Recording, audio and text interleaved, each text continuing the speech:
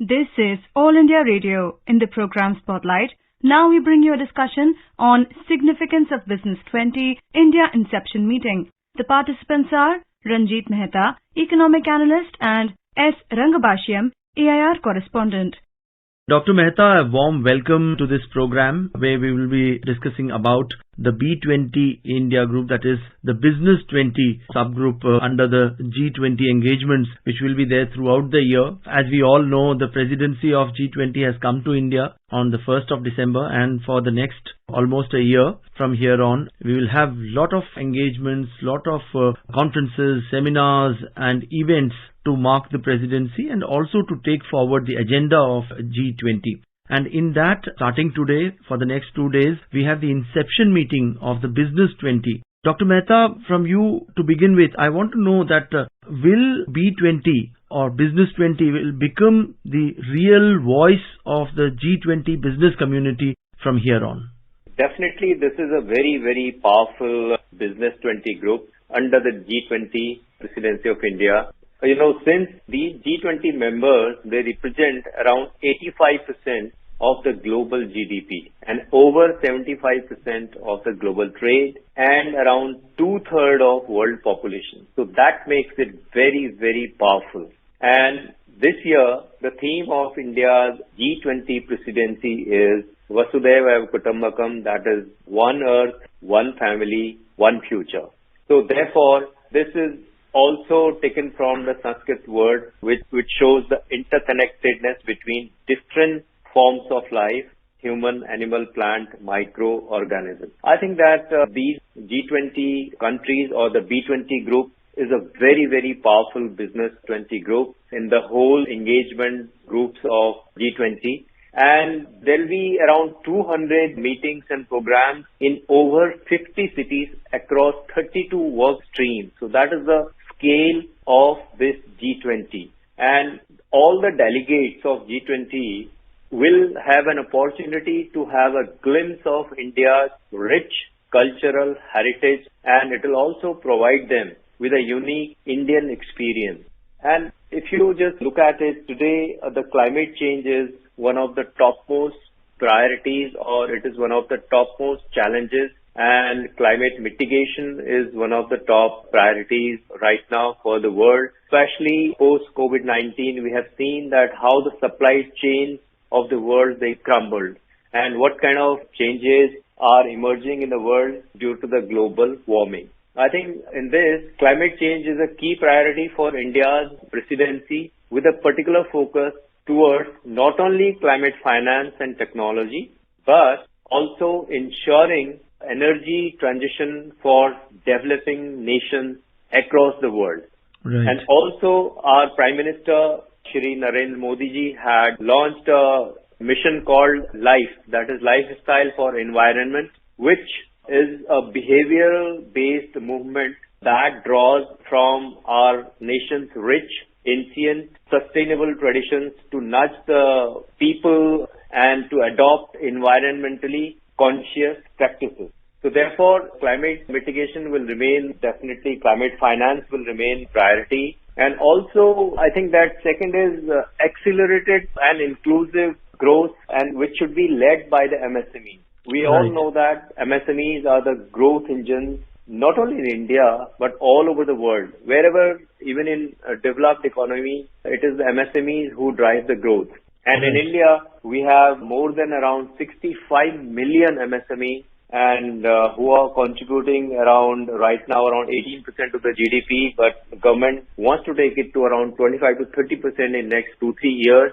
I think the integration of MSME in global trade is the focus of government right now, and also to address the global skill gap, build inclusive food system extra. So these are very important for the accelerated growth. And third, I think part is multilateral institutions. They need to be prepared for the 21st century. We are having absolutely new challenges in our 21st century. Therefore, we need very, very robust multilateral organizations. I think the fourth thing, even in our India G20 will be the women-led development. So India hopes to use the G20 forum to highlight inclusive growth and development with women empowerment and representation being at the core of these deliberations, representation of women. So this includes a focus on bringing women to the fore and in leading positions in order to boost the social, economic development and also achievement of SDGs. Dr. Mehta, you made a mention of multilateral institutions and agencies. Obviously, you are referring to the Bretton Woods twins of World Bank and International Monetary Fund. Apart from that, we have the regional ones as well, like Asian Development Bank. We have the BRICS Bank now and all these institutions. But do you mean to say, or are you indicating that, the main multilateral institutions, when we call them the World Bank and the IMF, have they, somewhere in the last couple of decades lost their relevance, and now we need to either reimagine them or come up with new multilateral organizations? Yeah, you're absolutely right. I mean, we have seen that even during the COVID-19, these organizations have failed to achieve the objective. And the way we are facing the challenges, and if you see the geopolitical situation, even the Russia-Ukraine war and other geopolitics all over the world, I think that we need organizations which can handle the challenges of the 21st century, and we will have to reimagine and transform these existing organizations who can match with the expectations, aspirations of the 21st century. Definitely.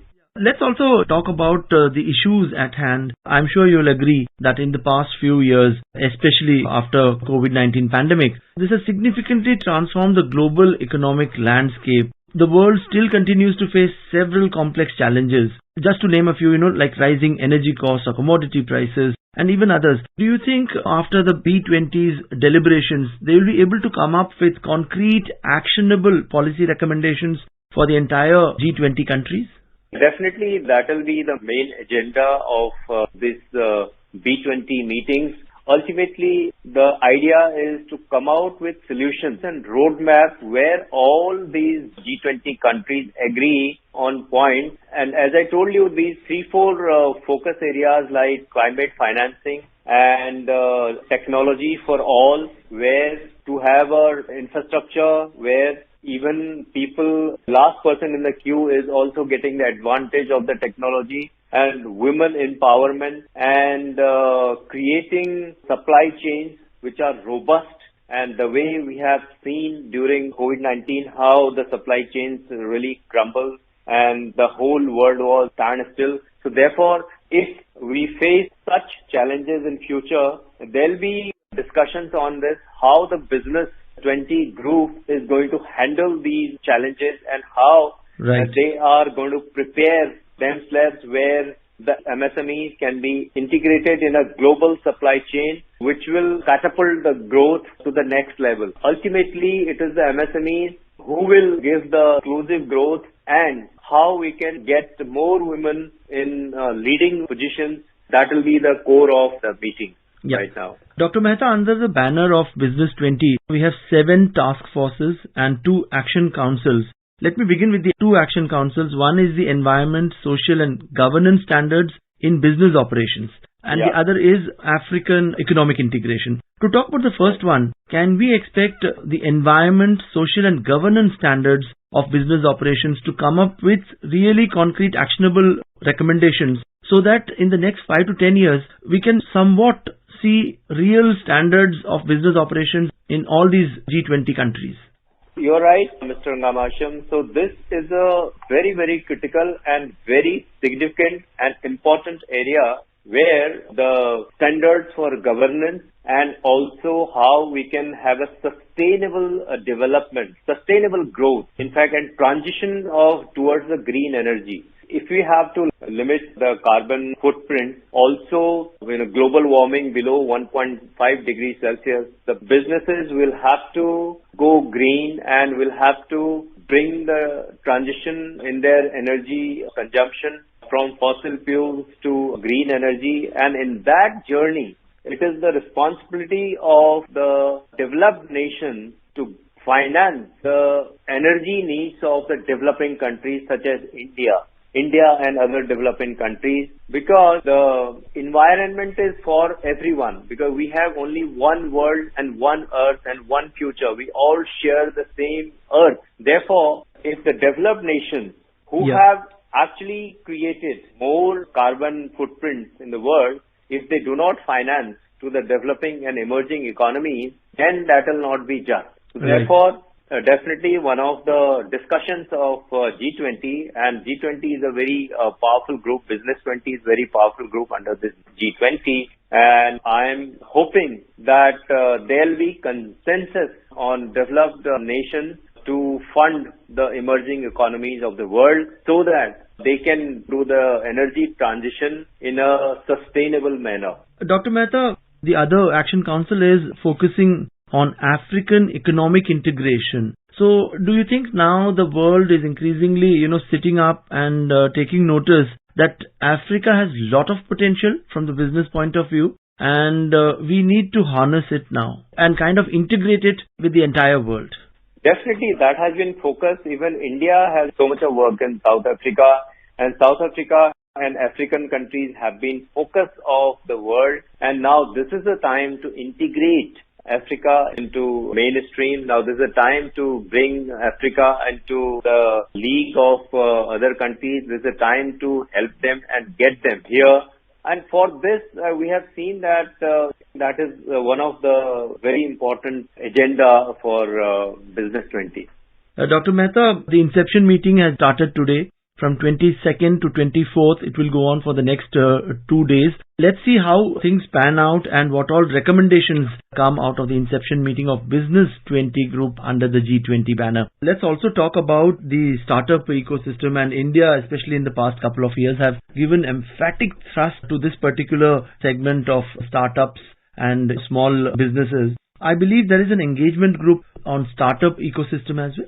Yes. Now, in India's G20 presidency, a new engagement group called Startup 20 has been started by India, and it has a potential to revolutionize the G20 and drive global progress through innovation, collaboration, entrepreneurship, and inclusivity. Now, today India is world's third largest startup ecosystem, and in last around 6-7 years, India has created around 106 unicorns in our country. And we have got more than 83,000 startups today, and millions of young entrepreneurs are coming here. And Startup India was launched by Prime Minister Modi in 2016. And this year, Startup 20 Engagement Group has been created, and its Inception meeting is taking place in Hyderabad on 28th and 29th of January, and it is going to create a narrative and to create a framework where the startups can really prosper and the challenges faced by the startups can be discussed, and world leading startups will be coming here from all G20 countries, and there will be deliberations so that a roadmap can be created. And this is an opportunity to learn from the most successful startups in the whole ecosystem. So therefore, it's a very important engagement group, and we have got a lot of expectations, and we are sure that after this Startup 20 engagement group, we expect there'll be a lot of innovation in our country and all the G20 countries. And this is a great opportunity for all young entrepreneurs, not only in India, but all over the world in G20 countries. The Inception meeting at Gandhinagar in Gujarat started today, and it will be on for the next 2 days till the 24th of January. Let's see, what kind of recommendations comes up after the deliberations of the Business 20 group. Dr. Ranjit Mehta, thank you so much for joining in this program. Thank you very much. You are listening to a discussion on significance of Business 20 India Inception meeting. The participants were Ranjit Mehta, Economic Analyst, and S. Rangabashyam, AIR Correspondent. This program was produced and presented by the News Services Division of All India Radio. You can listen to it on our mobile app, News on AIR. This program is also available on our YouTube channel, News on AIR Official. You may email your opinion about this program at airnsttalks@gmail.com.